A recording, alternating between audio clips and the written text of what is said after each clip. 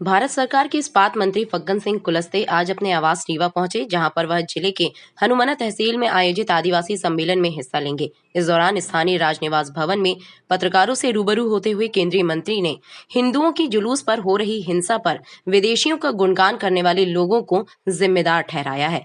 उन्होंने कहा है कि इस तरह की हिंसा सहन नहीं की जाएगी, जिसके लिए राज्य सरकारों को कार्यवाही किए जाने का आदेश दिया गया है। इसके अलावा सक्षम लोगों को आरक्षण का लाभ नहीं लेना चाहिए। राजस्थान के रौसा से बीजेपी सांसद जसकौर मीणा के द्वारा दिए गए बयान पर भी केंद्रीय मंत्री कुलस्ते ने अपना पक्ष रखा है। उन्होंने कहा है कि संविधान के तहत व्यवस्थाओं को सुधारे जाने के लगातार प्रयास किए जा रहे हैं। कुलस्ते ने कहा कि बाबा साहेब भीमराव अंबेडकर ने संविधान का निर्माण किया था तो उन्होंने व्यवस्थाओं को देखा था। इसके आधार पर अब प्रधानमंत्री नरेंद्र मोदी के द्वारा नई नीति तैयार की जा रही है। इसके साथ ही बिहार के पूर्व मुख्यमंत्री जीतन राम मांझी के द्वारा भगवान राम को काल्पनिक बताते हुए की गई टिप्पणी पर भी केंद्रीय मंत्री कुलस्ते ने कहा है कि ईश्वर सबका है और सबको अपना कर्म करते हुए उन्हें पूजना चाहिए।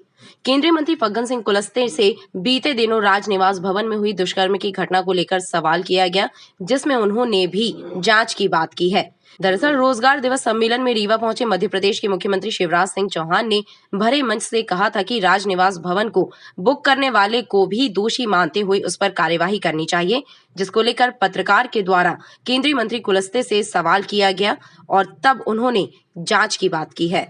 वो देखिए, एक ऐसा विषय है, व्यक्तिगत कौन व्यक्ति क्या कहता है, परंतु जो संविधान सम्मत व्यवस्था है उस व्यवस्था के अनुरूप लोगों को लाभ मिलना चाहिए और इसीलिए व्यवस्था अंबेडकर जी ने इसमें प्रावधान किया था। उसके पीछे यही हेतु है और इसलिए अलग अलग तरह के लोग विचार करते हैं और इसलिए कानून का पालन होना चाहिए। कानून को ध्यान में रख कर के जितने लोगों को हम लाभ पहुंचा सकते हैं उस रेशो पे।